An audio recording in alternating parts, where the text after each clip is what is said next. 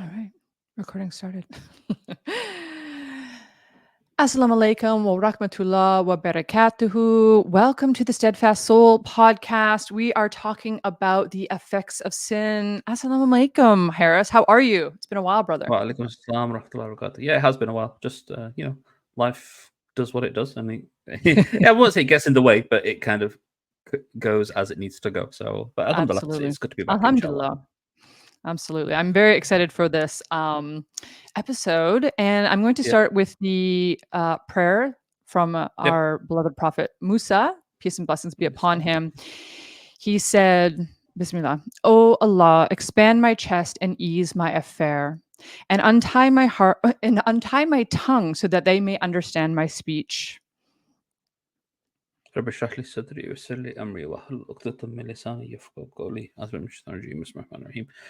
Yeah. So, the effects of sins. I think this is one of those topics where people don't necessarily talk about it too much, just because they don't Mm. necessarily want to admit to having to talk about it, because it acknowledges that that individual sin and they're human and they make mistakes, and Right. people want to shy away from it. And I think the reality of the situation is that we all sin. Yes. And then I don't want to say that there's nothing wrong with that, but there's nothing wrong with acknowledging that sins do happen. Mm-hmm. Right. And it's just understanding what happens when they do happen, and Mm-hmm. what can I do to kind of get myself out of those situations. Right. And I think, I think in one of the beautiful things about Islam, another beautiful thing about Islam is that we don't advertise our sins. And that is a very Yes. stark contrast. Whereas when I was a Christian in the church, there was a whole part of the Sunday service where we got up and told people about what was going wrong and how we were sinning. And it was very embarrassing, for one. Really? What? Um, Publicly? yeah, oh, publicly in front of the entire congregation. Yes, yes, What? yes. Wow. So It was, what? You just randomly stood up and just said, "This weekend that I did this." yeah, How? yeah, And yeah, yeah. to what? To what effect? To what kind of I end? think the idea was that people would start praying for you, I guess, I assume. I'm not really sure because I never got up because I was still, a young child at the time, but I Because saw you're an angel. yeah, exactly. Yeah, exactly. Before I was 9.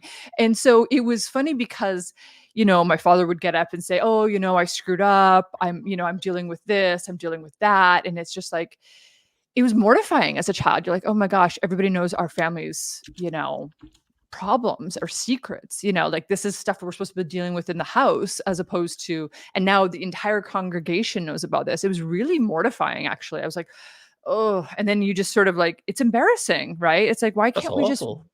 it was horrible. It was like our least favorite part of the Sunday service. I mean, yeah, I mean there was a lot wrong there in terms of like the rock band and stuff like that, and the singing and the arm waving and stuff. But that part was probably the most embarrassing. And I really, when I found out in Islam that we don't advertise our sins because it's between you and Allah Azza wa Jal. And I think Yeah. that is so beautiful. Like, our even if we do sin in public, we apologize to that person or I just think it's just a beautiful part of our religion. So 100%. alhamdulillah. Yeah. Yeah. It's really That's so weird, because like even the idea of like confession, of like mhm, talking to even if it was just like a single individual who you may or mhm, may not necessarily know, because they always have that kind of right. like weird grated window where you're kind of talking to them. Um, The confessional and booth, yeah. yeah, that one. And it's like even that is really strange, because it's like Mhm, that person doesn't have an effect, or at least from the Islamic perspective, doesn't necessarily mhm, have an effect on like that sin being forgiven or not. It's right. like there's a difference between going to an imam or a scholar and saying, right, I'm Of course. struggling with this. What can I do to fix Yeah. it? Yeah. But I wouldn't ever go to an imam and say, "Can you help me get my sin forgiven?" Because that's not up for him. No, of That's not. course That's not. not. That's not up to. That's not up to him. That's like, Yeah. and like even like I don't know what the phrase is explicitly, but it's like when they go into the booth and say, Mm, "Forgive me, Father, for I have sinned." It's like, right. who are they talking to? Are they talking to the booth? Are they I talking to? know, Are it's so they talking to strange. God? And it's like, why? I wouldn't ever go up to a scholar and say, Mhm. like, like, that's so weird. Yeah, it's mind-blowing, right? And it's so interesting So because when you're strange. yeah, it's very bizarre and it's embarrassing. And also, but that's the problem, obviously with the Roman Catholic Church, when you have a priest that is somehow an session between you and Allah Mm. subhanahu wa ta'ala, which is obviously that's not what we believe as Muslims. And also, like, why does the whole congregation, like, if you could just stand up and say, hey, we're struggling maybe financially or something, can you guys pray for us? That's fine. But you can also, like, I don't know. I guess they think that and it's a strange practice, and it No, but always you could made even us. say, "Oh, I'm struggling spiritually. Can you pray for me to be better?" Even that, but to go up and literally publicly Yeah. explain, "Oh, by the way, this is the thing that like." Even the social ramifications of I something like that is know. so weird. I know. It's Compared so awkward. to, there was an incident with Umar radiallahu anhu when he was the Khalifa. Um, he was caught. Somebody had been caught stealing, Okay. and he was about to be given the punishment. And Mhm. he was like, "Wait, wait, wait! This is the first time I've been caught." And Umar then says to him, saying, "No, you're a liar, because Allah subhanahu wa ta'ala would never publicly expose someone when they do a sin for the first time." And he was like, "What? Actually, yeah, you're right. Oh, There was something else that happened. Like, this isn't the first time I'm doing it." So, like, even the interesting. very idea of kind of Mm, like public exposure is mm, something. Is like Allah subhanahu wa ta'ala, one of Allah subhanahu wa ta'ala's mercies is that He mm, doesn't expose someone publicly straight away for something they've done wrong, mm. to give that person the opportunity to fix it Think about themselves what they without right. like, think about what they've been giving them an opportunity to Yeah. kind of um like fix it themselves. Like, as far as like the human nature goes, and it's Mhm. kind of leading into the topic anyway.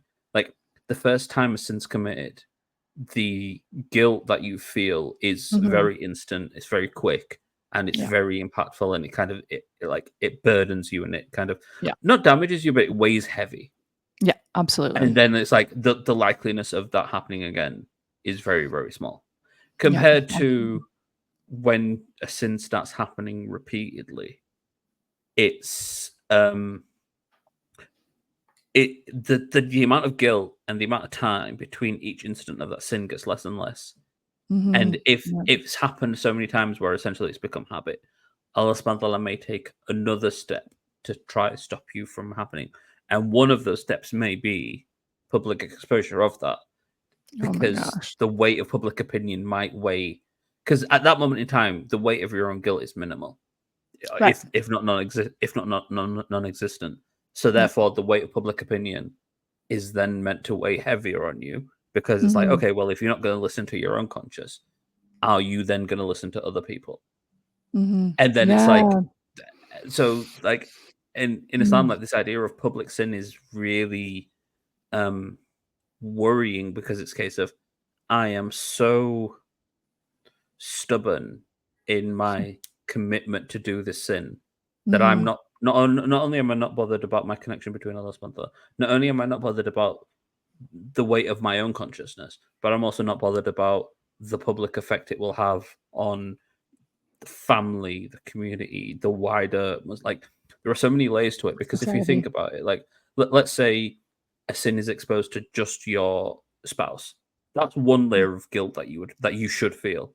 Yeah. And then might be a case of that happens so many times that they just accept it. And then it'd be your Mm. immediate family. Then it'd Yeah. be the wider family. Then it'd be the community. And if you're still so willing to kind of do that sin in that Mhm. level of a public space, Mhm. then there comes a point where it's like, you clearly aren't bothered at all. Which is when Yeah. Allah subhanahu wa ta'ala says, "Do what? Fine, go do what you need to do," because clearly you're not going to change. At Right. least if you're going to continue on the same path. Mhm. So, do you want fine? Right. It's Like, interesting in a secular society like the United States. I know they say it's not a secular society, but I think we all know it really is. Um, Sins are almost not only not almost they're not only you're allowed to do them, but it's celebrated in many ways. And so that's interesting thinking about living in a more Muslim, where there's a lot higher population of Muslim people, where when your sin is exposed publicly, there's a shame upon you. Whereas in somewhere like the United States, it's like, oh, it's celebrated. Oh, isn't she funny? Isn't she cool? Isn't she, liberated or Brave. whatever, brave, stunning and brave. Whereas in, more modest Muslim majority countries, it's sort of like, Yeah. oh my God, that's a big shame, not only on you, but on your family, your Like, spouse. Yeah. why is it that, and even if you look at kind of like Hollywood and like the fictional Mm-hmm. media, it's never Mm-hmm. a case of a person has taken it upon themselves and grown in their faith, and that's seen as a positive.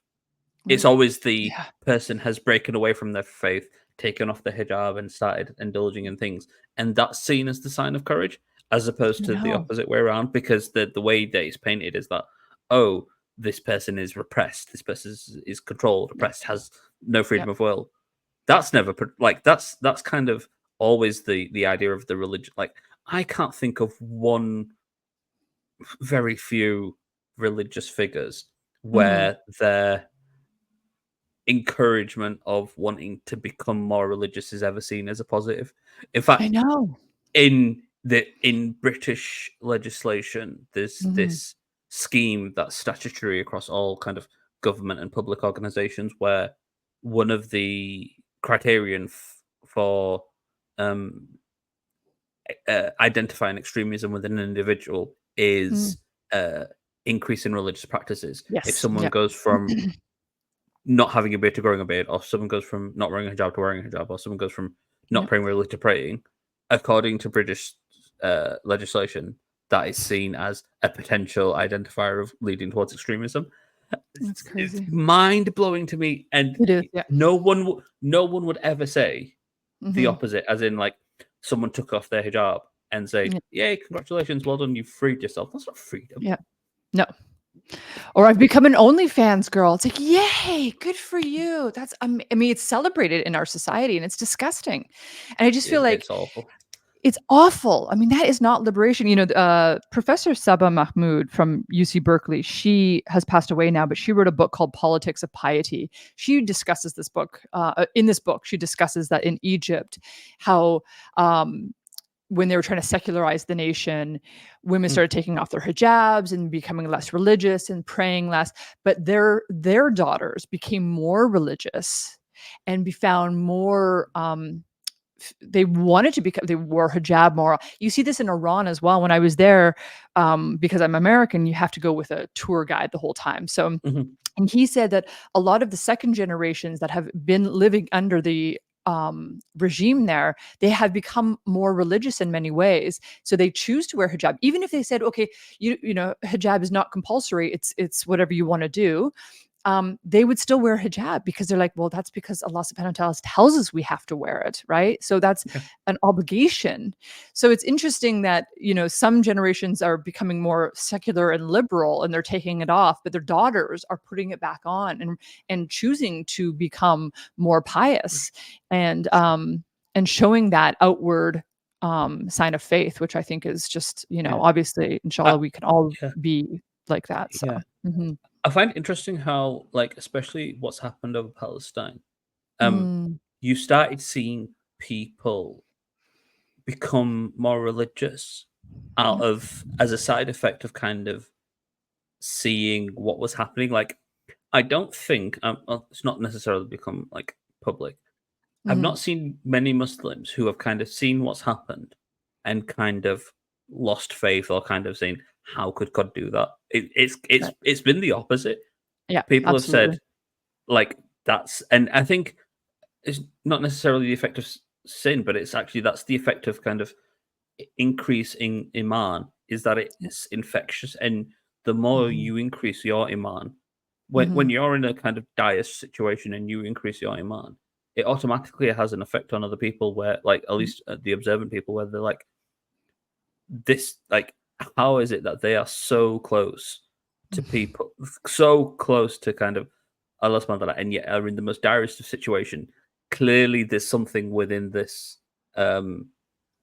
situation Mhm. where they're clinging on to something that is keeping them essentially like not going insane, and that's the Totally. thing that's the thing that's causing so many people to convert, or at least kind of Yes. empathize or sympathize with the situation. That it's like there Yep. has to be something, Yeah, and I of course. I think mean, what is it? 400% increase in converts something in like that. Europe, something like that. Yeah, It's I don't crazy. know. It On is. that, and I think that's and kind of what happens is when you and kind of relating back to the topic in terms of effects of sins, what happens is that the more you sin and the more Mhm. kind of intent you become on committing those sins, the more you become desensitized to those kind of effects. Yeah, yeah, And absolutely. I think that's kind of where the major danger is when it comes to sins, is like if you become habitual in your sins and you become stubborn and they become more and more part of your life, you become apathetic to the signs that Allah subhanahu wa ta'ala sends that Mm, mean that should inspire you as an individual to kind of get closer to Allah subhanahu wa ta'ala. Um, yeah, you become, and I think you become. There's a danger of one becoming a little bit too. Um, yeah, I think apathetic's the word. It's kind of like you yeah. see everything that's happening, and you kind of think, well, it's not my problem. I hope they're okay, but I don't. People don't recognize that Mhm. they have a part to play Yeah. in that situation changing Right. by not doing the sins that they do. Right. Right. Exactly. And it is so easy when you see what's happening in Palestine, obviously, to see, oh my goodness, it's causes grief, but also Allah subhanahu wa ta'ala knows that, we are victors, not victims, which I love to say because it's true. But also it's like we have to start within ourselves, right? So if we want to change the world, we have to change ourselves Mm. first, and then inshallah it ripples out to our immediate family, our spouses, our immediate families, our communities, and then inshallah it goes out from there. We have to. Well, yeah, there's Go an ahead. ayah in the Quran that says Mhm. that Allah subhanahu wa ta'ala doesn't change the condition of a people That's right. until they change their own state. So That's right. it's like if we want to change what's happening in Palestine Yeah. or in Syria or Burma or the Yemen. Congo or Yeah. Sudan or Yeah. whatever it is, we have a personal Allah subhanahu wa ta'ala is telling us we have a personal responsibility That's right. to become better people. And I Yeah. think what happens is when you um become over involved in sin, or you let sin become too big a part of your life, you start shirking that responsibility. Yep. Um and you become desensitized to that responsibility. And you tend to become like, that's not my responsibility. You be kind of Yeah. like try to disassociate yourself with the responsibility of that. That's right. Yeah. Yeah. It's such a shame. And it's one of these things where you think, well, it's not my problem. It's so far away. I'm dealing with my own stuff. It's up to, Allah subhanahu wa ta'ala. He'll deal with it. And in a way that's true because you can't, I mean, obviously if we could solve this issue, we would have already have done it, right? But what we Yeah. can do is we can rectify our own behavior, right? We can increase our dhikr, make sure we're praying on time, doing our, Hmm. sunnah prayers. We are able to control our own. The only thing you can do is control yourself, right? And I think Sure. that's so important to remember. It's like I can't change the behaviors of others, but I can change the behavior of myself. And it's hard, right? It is Sure. hard, Yeah. but it's worth it if you can Yeah. manage to, and you feel better about yourself too. You're like, oh, Yeah. I don't drink I don't smoke anymore, I don't drink anymore. That's something I talked about in a recent video on here on YouTube. Mm. It's like it's such a blessing to not drink anymore, and especially in a place like Thailand where drinking is very prevalent.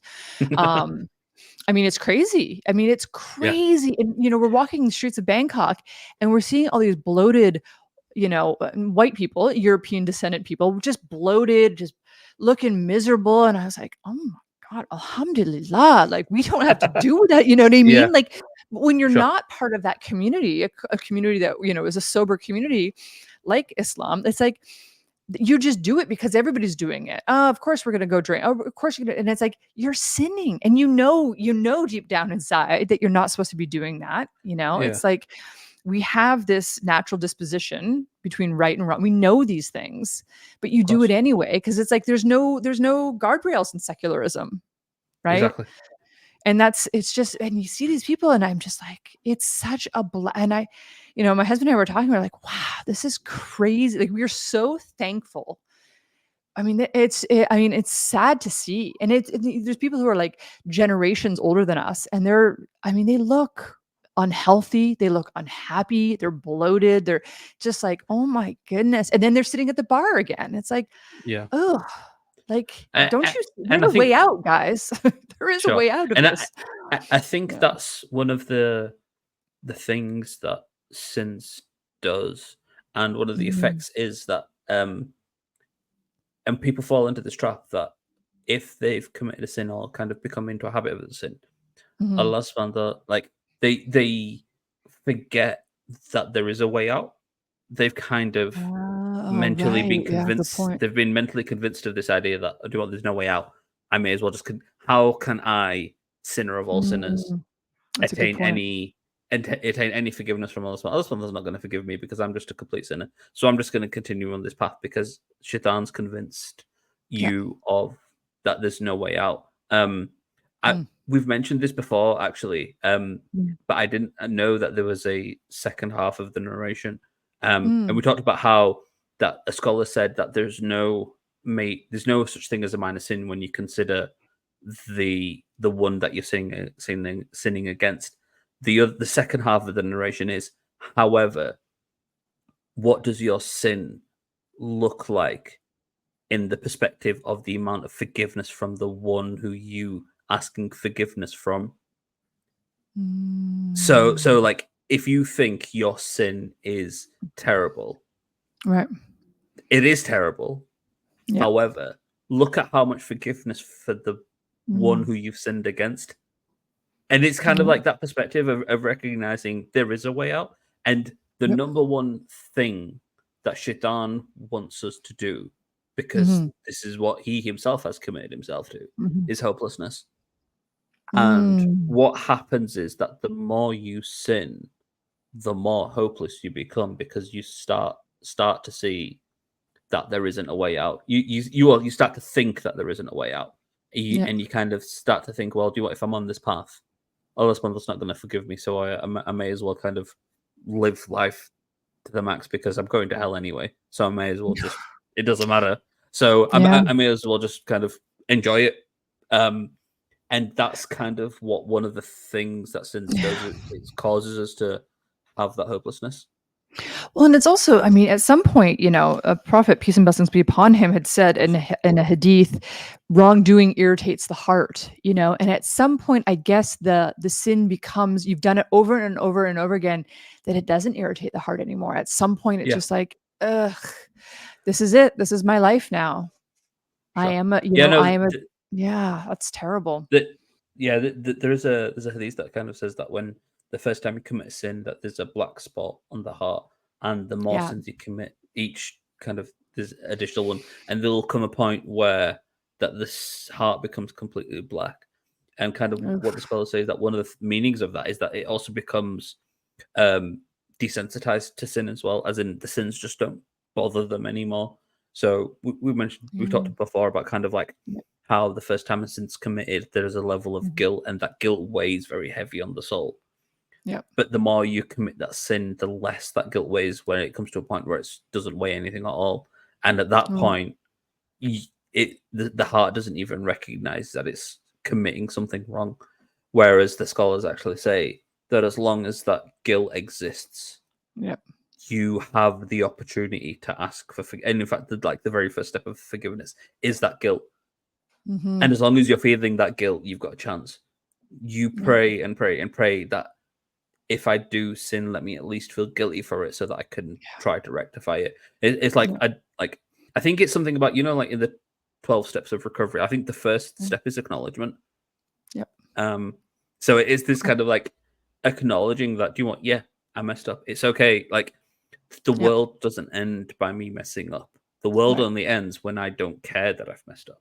Yeah, that's huge. It's really, really huge. Yeah. As somebody who was a bartender, as I talk about Yeah. quite often, because it was such a big Yeah. part of my life.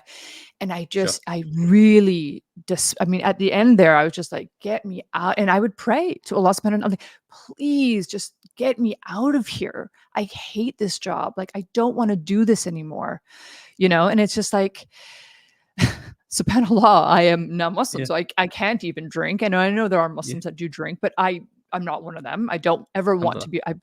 I've done that. I don't want to do it ever. I was praying even before I was Muslim. Like, I don't want to do this anymore Yeah. because it became such a burden on my soul. I hated it. I really like it. Just really, And I am so grateful that I had that spark in me that was just like, get me out of here. Because I believed Alhamdulillah. in Allah subhanahu wa ta'ala, even when before I was Muslim, right? Like, I Sure. believed in God. I really did. And it was just like, please get me out of here. And there are, like you said, the 12-step program, there are people who are like, I can't do this anymore. The burden is too much to bear. And that's the guilt, right? You're like, Mhm. this is my life is ruined. I can't hold a job. I've lost my kids, or whatever those things, Mhm. whatever that sin has led you to.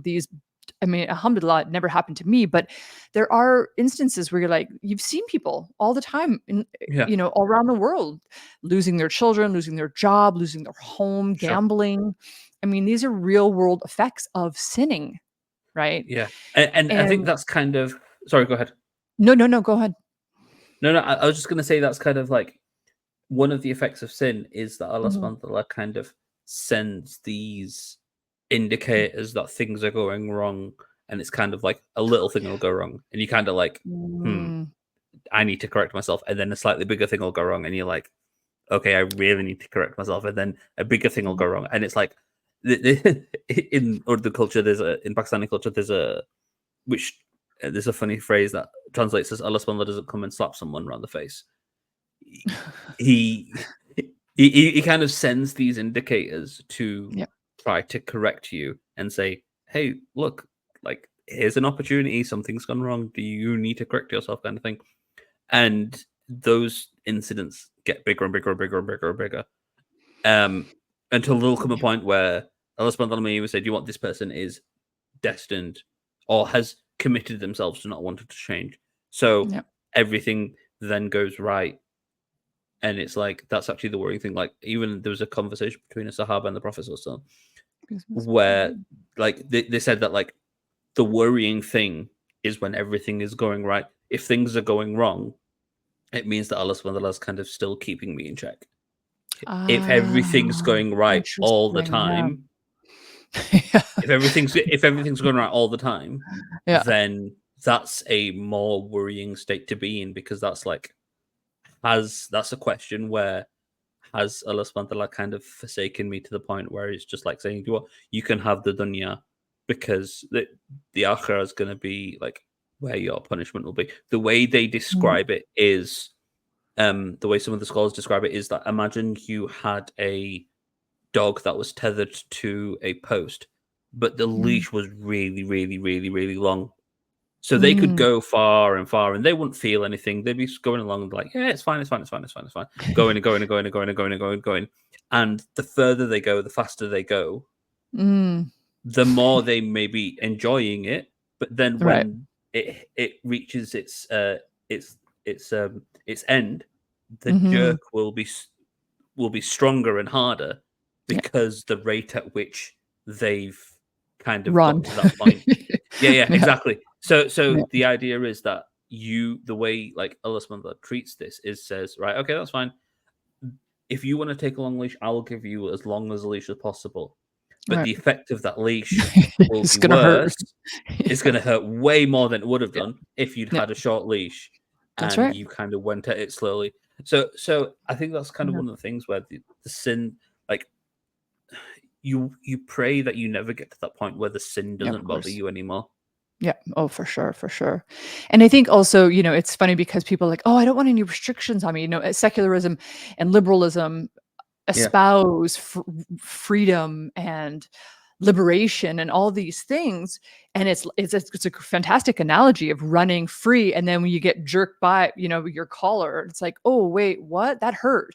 But when you have these guardrails, which Islam is a guardrail, right? So you can't drink, you Yep. can't eat, there's all these things that we 5 times a day, we're fasting, we're doing all these things that are correcting our behavior constantly. You are on a leash. It is a burden. There are obligations. There is a responsibility for being Muslim. And I Yeah. think that's, for a lot of people, it scares them. It's like, oh my God, I don't want to Sure. be tethered in. It's like, Yeah. yeah, but you do realize that you're going on a long leash. It's going to hurt Yeah. more than if Sure. you're sort of, you know, bound in by these Yeah. obligations. And Yeah. it is a serious responsibility, because once you said that Sure. shahada, that is it, right? You're in it. And I Yeah. think that's one of the things, that responsibility is paramount. You have to be, and it's also, in a way, that the ironic part, which they don't talk to about in secularism or liberalism, is it's it it it's safer. It's a better way of life, being held accountable and being responsible for Of your course. behavior, because Sure. you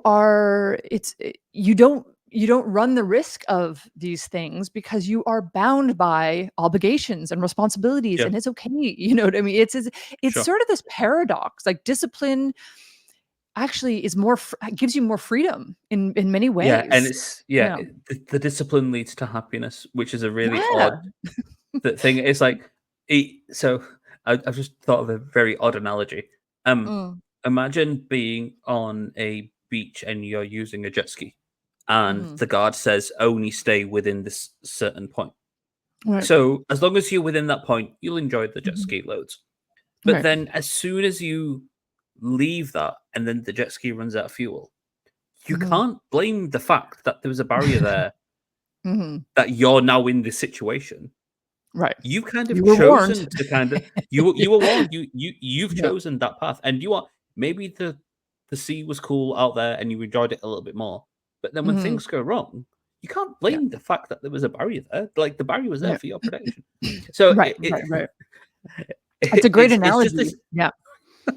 Yeah, no, but it's this idea that, and it's this idea that actually the protection of the sins, like the mechanisms that Islam has in place Mhm. to protect, and what they're protecting from, isn't just beneficial from a sociological point of view, but it's beneficial Mhm. from a kind of spiritual, mental So point of view as well, psychological. Yeah. psychological, and it's just, it adds all these protections. And you look at kind of the level of depression that exists in society, the level of Oh my anxiety and goodness. ADHD, and Yeah. all of these mental difficulties that society is Yeah. going through. I'm Mhm. not saying that those don't exist in the Muslim world, because they do, and Of a lot of course. them are very serious. But I'm saying that there are mechanisms in place, at very least, to help prevent those things from happening. Yeah. And it's like, you see so many things where it's kind of like, what, and kind of how this relates back to sins as well. It's like, the public, one of the things that the public exposure of sins does is causes a level of jealousy within Mm. people, because what can happen is, someone could look at a sin, and Allah Mhm. subhanahu wa ta'ala, and the shaitan, sorry, dresses those sins as and Allah subhanahu wa ta'ala says in the Quran that shaitan presents sins as a enjoyable, fun thing to do, Yeah, that's right. without, and what the person doesn't realize is that they don't see the negative effects of that. But when sins are publicized, it can actually lead to lots of jealousy and negative emotions as well. Because Oh, let's say yeah. you see someone who, I don't know, you see another individual of the opposite gender, and they're Mhm. beautiful, and like like they're not covered very well, so you kind of seeing everything and you expose it, and it's like, Oh, yeah. Allah subhanahu wa ta'ala is telling us to lower your gaze, Yep. not just for the sake of it's a good thing to do, but also the negative effect of what can happen when you're Mhm. exposing yourself to those sins, because that's where jealousy arises from. That's where insecurities arise from. Coveting The, your wife. the, Yeah, yeah. yeah, Your exactly. neighbor's That's where wife. kind Yeah, of this discontentment with your own situation arises from. All that's of right. which can lead to the origin of certain sins. So it's like, that's just an example of how Allah subhanahu wa ta'ala has put these mechanisms in place. Not Mhm. just like, the mechanisms and kind of restrictions and guidance isn't there because Allah subhanahu wa ta'ala Yeah. wants to be punishing, or Mean. kind of Allah Yeah, subhanahu wa ta'ala wants to exactly. mean, or he's not trying to make our life less enjoyable. He's No. actually making our life more Easier. enjoyable. Yeah, Yeah, yeah. he's making it a lot easier so we Yeah. don't necessarily have to deal with a lot of the difficulties that non-Muslims are having to deal with, because Yeah. it's just not a consideration for us. Like Yeah. a person who, let's say, they're a boyfriend girlfriend, and they're kind of going through that person, and then kind of like someone's tempted, and it's like, oh well, maybe I'll just break up with that person, and it's kind of, how Mm. many messy Oh situations my gosh. have you seen in sociology, and where those things are kind of just, people's lives fall apart, and people are hurt, Yep. people are heartbroken, and they would have just been saved by just the idea of kind of like having these mechanism of kind of loyalty and marriage and Yep. commitment. And even the idea of like divorce in Islam is like, Yeah. it's designed to be done in a way where it's easy for either party to be able to do so, Right. Right. that protects either party That's right. in a way that's safe for society and the individuals. Yeah. So what Absolutely. happens is, when you can't expect to commit yourself to a sin and Mhm. do something in a way that Allah subhanahu wa ta'ala has forbidden us to do it from, and then Mhm. complain about the effects of it afterwards. You can't say, oh, I committed to having a girlfriend outside of marriage, and then when she breaks her heart, saying, "Oh, it's Islam's fault." Like, no, it's like No. it's Allah's No. fault that this happened. Like, no, you kind of what's the word? Like, you laid your own bed, and like, Yeah. so you will now reap the effects of what you sowed. Yeah. And And I yeah, think so, that yeah. go ahead. Yeah, I Oh, think, no, go ahead, go ahead. the interesting part about that is there was a Dostoevsky in his book Crime and Punishment. Crime itself is the punishment because the human beings have to live with the painful consequences of their deeds, right? Hmm. You have to live with those, you make your bed, you have to lie in it. Hmm. These are true statements. Anybody who has sinned and sinned in a way that's hurt other people, not just themselves, they realize like, oh man, I really messed up. And now that guilt you have to live with is just, I mean, it's painful, and you don't want to Oh, have to deal with that. So if you're living within, an Islamic worldview, then it's like you're saved from that. And not in a saved, but if you follow the religion in the way that it's designed, yeah, um, you can be saved from, you don't have to live with that guilt. Like I can't even imagine what that must, and I can use examples from my own life, but I won't. But it's like it's I can't imagine hurting family members and then having to deal with that for, life is, if you're lucky to 80 years old, if you've screwed up your life at 25, I mean that's 50 years of just dealing with that guilt and that sure, sort of sense of like, oh man, I could have done so much better. And that worries me. It actually terrifies me. It's like, oh sure. gosh, like, we all feel guilty about the sins we have committed, but it is also like, okay, I have to trust that I've been forgiven by Allah subhanahu wa ta'ala. And also like, but if you're not Muslim and you don't have that Where's your sort way of, out? Where's your yeah, outlet? I mean, it's just like I feel for family members who I've seen deal with that. And it's just like, how do you live with yourself? How do you get up every day and just sort of like, okay, here we go. Yeah, alhamdulillah for Islam, Like, because it's just, sure. if you could live within those boundaries that, Allah has set for us, Yeah. specified, then you should be okay. You could be okay, and And the it's, thing is, yeah, those boundaries are actually really, really wide. I know. But people That's the don't know thing. It's that. like, Yeah. yeah, but people don't recognize it. It's like, Yeah. actually, if you look at all the rules within Islam, it Mhm. comes down to about 8 or 9 things. I literally Mhm. kind of did an experiment with my students once, where we kind of said, right, okay, let's break down Mhm. what Allah subhanahu wa ta'ala actually is forbidding us from. Oh, And interesting. honestly, it's about Mhm. 8 or 9 things. It's um kind of, obviously, like, the primary one is worshiping one God. Yeah, sure, yeah. It's financial management and the rules around finances. It's Mhm. rules around consumption of food. It's Right. rules around consumption of media and conversation. It's Right. ruled around kind of marital relations and how that works. Mhm. And it's rules around its guidance around clothing and the parameters of which that has. And Mhm. honestly, I'm struggling. I've reached 6, and like how like there isn't too much more that Allah Subhanahu wa Ta'ala is saying. Yeah. This is what you need to, and like even if you want to be the most basic and basic Muslim, you just want to do Yeah. your fard. Yeah. The width of what you're able to achieve is actually what you're able to do is massive. Yeah. Yet the way the world is kind of presenting these things and what the shaitan kind of the way he dresses them up, you Mhm. would feel Oh, like, yeah. and this is probably this is something that you can attest to more than I can. Like Mhm. the way that alcohol is presented, it's almost seen Gosh. as like if you don't drink, you are Yeah. missing out on so much fun. You're missing out on social Mm. benefits. You're missing out on kind of work interactions. You're missing That's out on right. kind of like all this Networking extra opportunities. thing. Yeah. Networking up like oh like the idea is that if you don't compromise on that thing, or if you don't partake in drinking, you are going to be seen as kind of an awkward person, an odd Yeah. member of society, Right. an introvert, someone who doesn't mix well, someone who's kind of like the way non-drinkers are perceived in our society, It's not even from an crazy. Islamic perspective, just generally like non-drinkers, how they're perceived. Yeah. There's always a level of kind of judgment about them. But Yeah. yeah, it's like despite the fact that the majority of society does like is that one thing really, and all like the positives of drinking compared to the negatives of drinking, Oh my gosh. it's just like, and even I this could write a idea of book. kind of like, yeah, and even this idea of like the like, oh, like some person drank like one shot, like had like a whiskey a week and that helped their heart kind of thing. Even those kind of studies are kind of being disproven, and it's kind of Yeah, like, so like absolutely. the list of all these negative Yeah. effects, and Yeah. it is terrible, and yet the way Yeah. society presents it is kind of like, oh well, if you don't do this, then you're going to be like the ugly duckling of society. It's like we have to kind Mm, of wake up and accept it. realize Yeah. that the way sins are presented in this world is not the reality of what they are. And it's Yeah, like absolutely.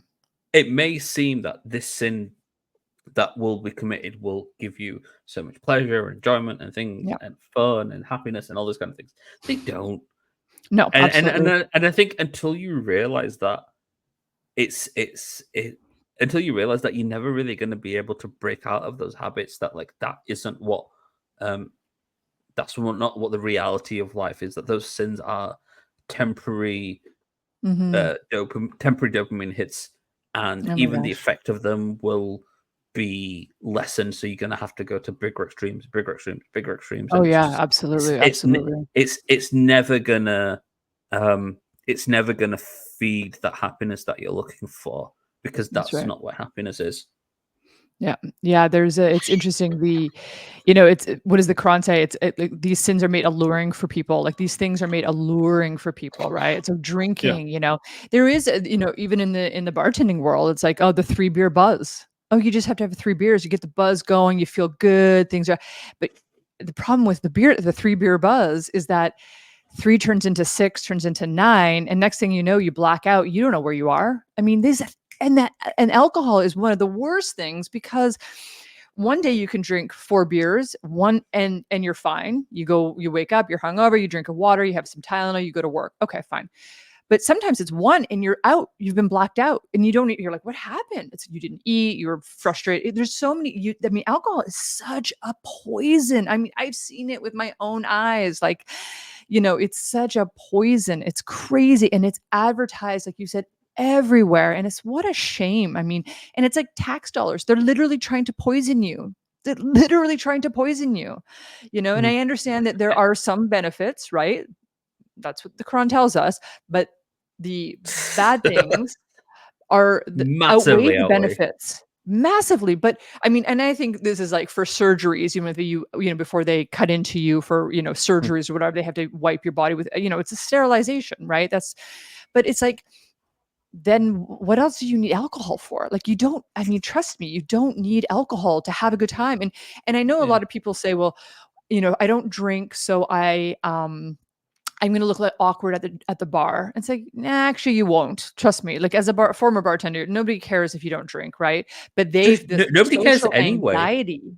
What's that? Sorry. Yeah, I just said nobody cares anyway. No, I mean, yeah, Anyway, but nobody cares. it's peer pressure, and that's, I mean, that's a problem too, right? Yeah. Oh, Yeah, I'm sinning. Why don't you and sin along with me? So I'm not the only one sinning. sure, and I think that's kind of like one of the things that happens where one of the effects of sin is that you become kind of, because you're guilty for Hmm. committing that sin, but you Yeah. don't necessarily want to take the responsibility of changing yourself. Some people fall into this habit of encouraging others in that sin Yeah. because it's like, well, do you want, if I'm going down, I'm taking the ship with me, kind of thing. As Absolutely. opposed, and it's like, because the opposite would be having to take some responsibility for oneself, and they Yep. wouldn't do that. So they're like, well, do you know what? I'll just bring everyone down with me because I don't Yep. want to kind of affect how I'm viewed in society. So That's right. if I can convince other people that this sin is okay, or at the very least, even if I can't get them to do it, at least accept me for it, That's then right. at the That's a very big least, one. I wouldn't have to change. If you look at actually the whole like gender thing and kind of homosexuality thing within Islam, Hmm. Hmm. people, the reason why people are begging for acceptance and Hmm. kind of like, please accept me as Validate a gay me. Muslim, the reason people looking for that validation is Yeah, because they don't want to accept the reality of the fact that they're sinning. that's right. Yeah, So absolutely. it's like that validation and that kind of Hmm. acceptance is an indication within itself. The Hmm. fact that that it's a sin. It's like, if you look at any kind of sin that's been publicized, Hmm. why is it that they're always constantly trying to justify it? Right. Like you Right. mentioned like OnlyFans earlier. It's like, why are people so determined to justify that it's moral, it's acceptable, it's freeing, It's because they know praise. inherently that it's wrong. Yeah. They're You shouldn't have to. so, Yeah, yeah. That's a yeah, very like good point. Yeah. no, right, no Muslim has ever Hmm. had to stand up on Box. on a Soapbox. mountaintop and say, Yeah. yeah, and say, look at me praying 5 times a day, it's so good, like, In fact, please let it's me do it. No, discouraged like, to do that. yeah, yeah, exactly. Actually. It's like Yeah. that's never had to happen because Yeah. it's Yeah. unacceptable that it's a way to do it. Yeah. Whereas if you look at promiscuity and all those things that Yeah. happen, people are begging for validation. I Like, know. why does Pride Month exist? Pride Month exists for the very reason that people are begging for validation. That say, please accept Absolutely. me into normal society. And Yeah. it's like, actually, like, that in itself is an indication that it Not can't normal. be, it's not normal. Yeah. You're the abnormal because you're begging for that acceptance of Yeah. validation. Yeah. Yeah, it's interesting that you said that. It's like we shouldn't, no Muslim is, or at least you shouldn't be going on about, oh, I prayed this, I prayed that, I did this. Look at me, the selfie on the prayer Yeah. mat. It's like, and I understand that. Like I put on Instagram, like, oh, I'm at the masjid because it's Friday. This is, for me, it's Yeah. No. amazing. Yeah. But it's not Yeah. like I'm But like, look at, no. you're not trying to justify it. If like, Right. if that post gets no views or no likes, that doesn't affect your My wanting to do it or self-worth. not. Yeah, Yeah, yeah. exactly. And it Yeah. doesn't affect the value of it. It's a case of, No. like, let me try help inspire. But Yeah. when Well, you're that's kind of ideally, yeah. like, when you've made your sin your Hmm. entire identity and you are My so goodness. focused on saying this is okay, and you're looking for all these shortcuts, and you're looking for all these justifications, and you try, like, there's a I saw I saw an I saw an ayah in the Quran about, and you see all these people kind of like, there's a woman who was like saying, oh yeah, the hijab isn't mandatory anymore because it kind of existed in the 6th century and society has evolved. Or there's an ayah about like how you're supposed to deal with discipline between the husband and wife, and saying, Mm. oh, actually, yeah, all these scholars have got it wrong, and those kind of things. It's like, the fact that you as an individual Mhm. are taking it upon yourself to put so much effort into Right. justifying that worldview Yeah. compared to the hundreds of years of scholarship, Over 1,000. and Yeah. you, oh yeah, thousands, over a Mhm. thousand years of scholarship, Yeah. and you're trying to justify this niche view. Yeah. To the average human being, that is a clear indicator No. that something is amiss. Like Allah Subhanahu says in the Quran, "This day I've completed my religion and Correct. Yeah. and completed my favor upon you, and chosen for Yeah. you Islam as your deen." It's like, Yep. Islam doesn't need any reinterpretation. in No. line with you as a single individual. There are principles, there are foundations. That doesn't mean it's not adaptable and you look within the society, but within the Mhm. religion, there are guidelines and boundaries by Yep. which that has to be done. Yep. So just Yep. because you've started reading the Quran and saying, "Oh, by the way, hey, look at this," and because it suits my own personal desires, Well, that's the thing, therefore right? I'm Yep. gonna try to justify it. That in Yep. itself is an indication that you're doing something wrong or the view that you're Yep. holding is wrong. And Yeah. like you say, unfortunately, those people who are so intent on those views become Mhm. blinded to that. Well, and it also, I don't know if this is true, but maybe you can help me with this.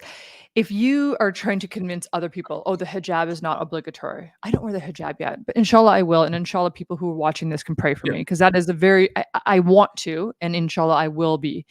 And I do once in a while, but not always. And I know I should. So, but and I know that, like, I know that that's not good. I understand that. Right. So, but if I'm saying, "Oh, girl, you don't have to wear it. You don't have to wear it. You're fine. You don't have to wear it." It's like you're trying to pull other people into your sin. It's like, aren't you then now responsible for them taking off a hijab or deciding, "Well, I don't actually have to wear it.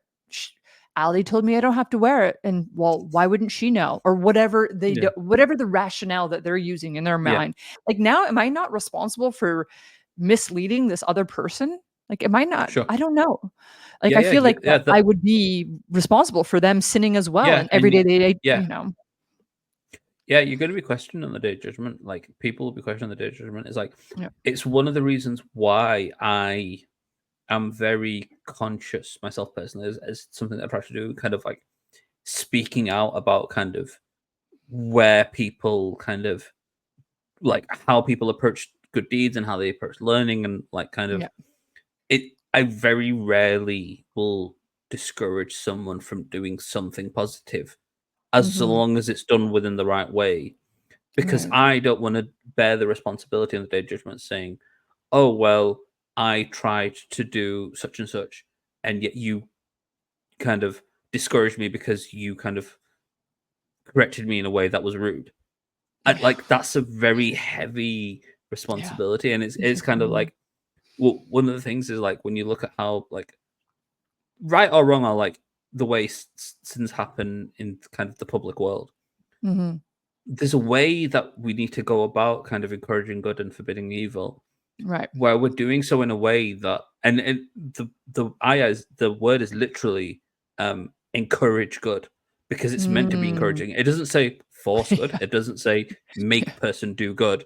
Yeah, The word exactly. is literally encourage. So the Yeah. idea is that encouraging is kind of like helping and kind of and it's something that as Muslims we need to become more conscientious Yeah. of kind of like how is it that we are encouraging other people to leave the sins or better themselves, and is it Mhm. being done in a way that's going to cause that because cause that person to rebel, because rebellion is a very human attribute. Like Yeah. when we're told to do something, like most of the time we don't want to do it. Yeah. So Of kind of course. Yeah. so so like Yeah. and that's not that's not an excuse to the rebellion, but it is Right. it's very human to Natural. rebel Yep. to kind of rebel against borders and kind of restrictions and those kind of things. Mhm. So the way Islam is often presented is this it's very restrictive and kind of do this, don't do this, it kind of live Mhm. within this tiny little box. And that's not how Islam is meant to develop Right. within a human being.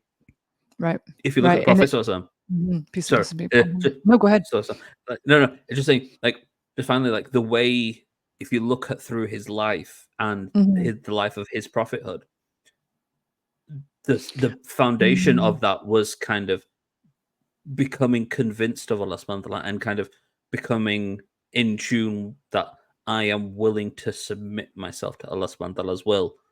And then all the restrictions came. So your connection to Allah subhanahu wa ta'ala has to be the foundation for your rules and kind of Mhm. your wanting to follow what Allah subhanahu wa ta'ala wants you to do, as opposed to Mhm. today where a lot of people kind of are so intent on kind of pushing the this is halal, this is haram, this is halal, this is haram kind of thing, without actually looking at who is this individual, what is it they're struggling with, how is it that like how is it that I can grow that individual into becoming a good person rather than forcing them to say like, do this, Oh, do this, do this, totally. because they're just not going to do it.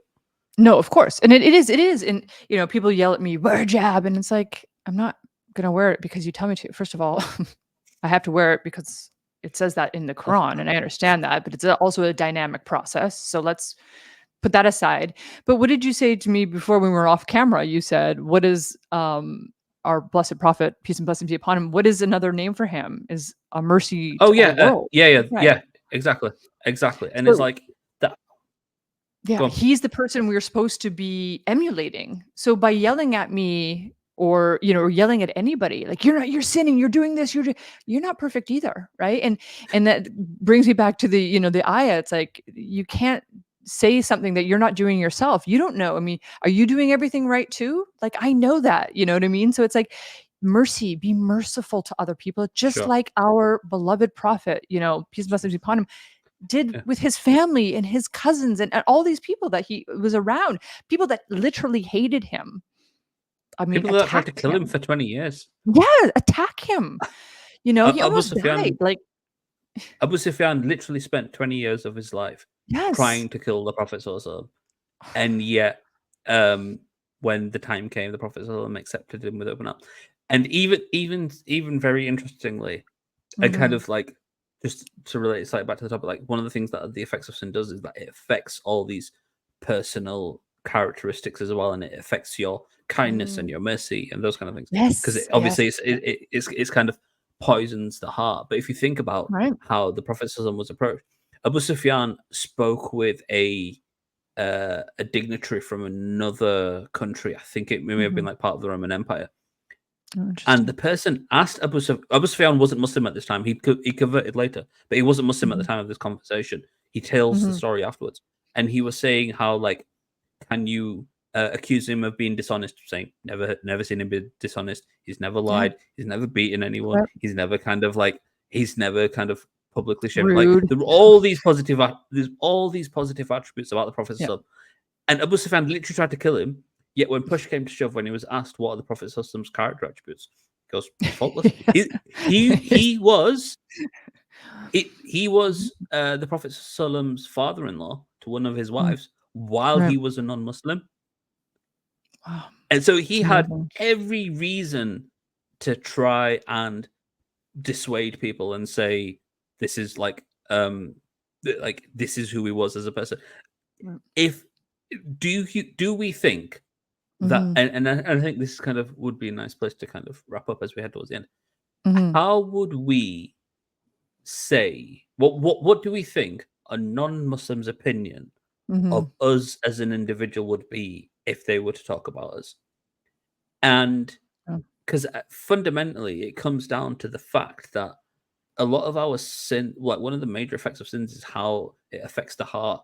And Yes. what ends up happening is that those then rub off into kind of the way we speak, the way we conduct ourselves, our characteristics, all those kind of things. So if Yep. a non-Muslim was to look at us and observe us and spend time with us, how are we perceived by them? Not that it matters, but it's a case of Mhm. actually, are you an individual who somebody would see as merciful and positive and encouraging and friendly and kind and all of those things? Mhm. Or would they see you as someone who was bad mannered, had like bear in mind, non-Muslims are very much aware of the things that we can and can't do. Yes, that's They true. are very, very aware of the things Very they aware. can't do. So it's like Yep, if they see you drinking alcohol or kind of engaged in things that you should be engaged in, they may not say it, but they'll be aware and they'll be like, yep, that's are they supposed to be doing that? yep. So like it comes down to like, how is it that we want to be perceived by Allah subhanahu wa ta'ala? And then the more you focus on that, the better opinion of your own world will be as well. As like how other people perceive you in the world. And it's kind of That's like right. a lot of people are they're so stubborn in their sins that they don't actually care about either. Yeah. You know, it's interesting. There's a hadith that implies that the tongue is the interpreter of the heart.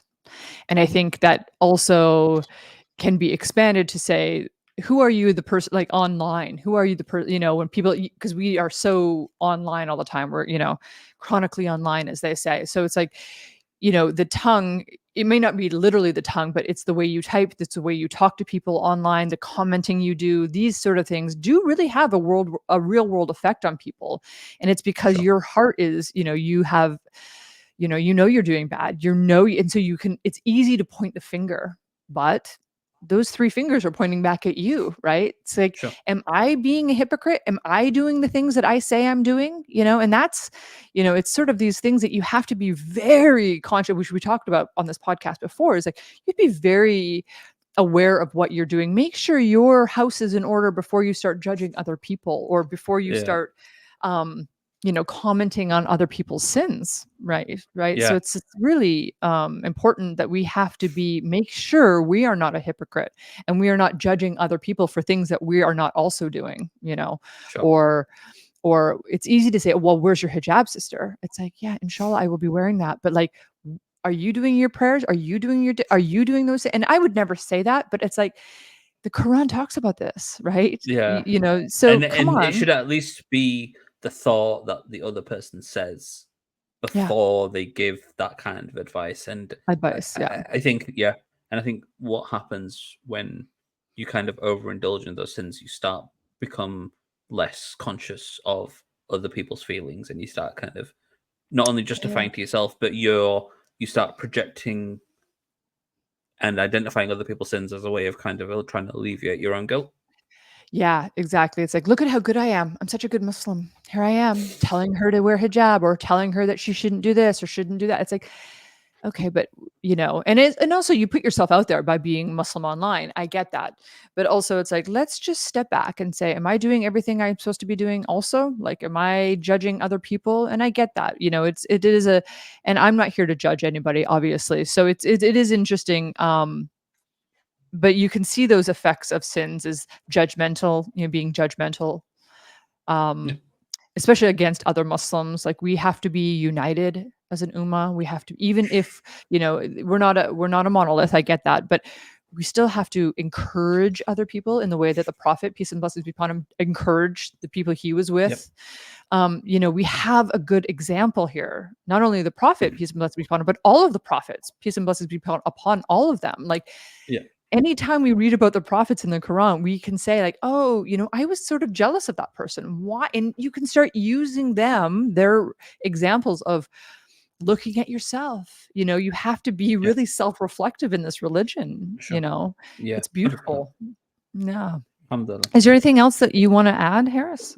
I think yeah. So just to end on Yeah. a note, there's a hadith that it said, Anas bin Malik reported that the Prophet ﷺ said, "All of the children of Adam are sinners, and the best of sinners are those who repent." So Mm, I think the takeaway message is that sins can have a devastating effect, yep. but whether that sin is a good situation or a bad situation for you is determined by your response to it. If your Yep. response is to double down and commit it even more, or kind of say that, you know what, I'm going to commit to this, then that sin becomes a evidence for you on the day of judgment that Allah subhanahu wa ta'ala Yep. will use for punishment. Yep. However, if your response to sin is, I'm going to better myself, I'm going to try to be better, I'm going to do things to do what I can to Mhm. try prevent this from happening repeatedly, I'm going to ask for forgiveness, then that sin actually becomes a blessing for you. And Allah subhanahu wa ta'ala will use that as an evidence for you in the day of judgment to raise your Yep. rank. And I think that's kind of the takeaway message, the bottom line of where sins are. Like, sins in themselves are good or bad, determined Mhm. by how we react to them. Right, right, right. And I think also to add on to that is, we are, Allah subhanahu wa ta'ala is who we think he is, right? And so it's like, Exactly. if you think he is the most merciful, if you think he is, I don't know how to pronounce it in Arabic, but the most forgiving, Ghaffur, is Yeah. it? Then, Ghafur. okay. Just like, It's fine. It's fine. It's fine. Yeah. um, I get it. Forgiving. So, The most yeah, forgiving. inshallah, other people will get that as well. So, if you think that, there's always a chance for repentance. There's always that chance. I mean, it says in the Quran, right? Like, he is the most merciful. He is the most forgiving. You are always given that opportunity. You're never too far gone. right? And it's just Yeah, never. shaitan. As long as you can Yeah. wake up, you're never too far gone. Subhanallah. Jazakallah khair, Alhamdulillah. Haris. Barakallah I feek. appreciate Jazakallah you, khair to and you. inshallah, this people find this beneficial. That's why we're doing this Inshallah. podcast. Is it's beneficial knowledge, and it's from somebody who was born Muslim, and obviously a new convert. So, alhamdulillah, jazakallah khair for watching, and inshallah, we will see you in the next podcast. Inshallah. Assalamu alaikum wa rahmatullahi wa barakatuh.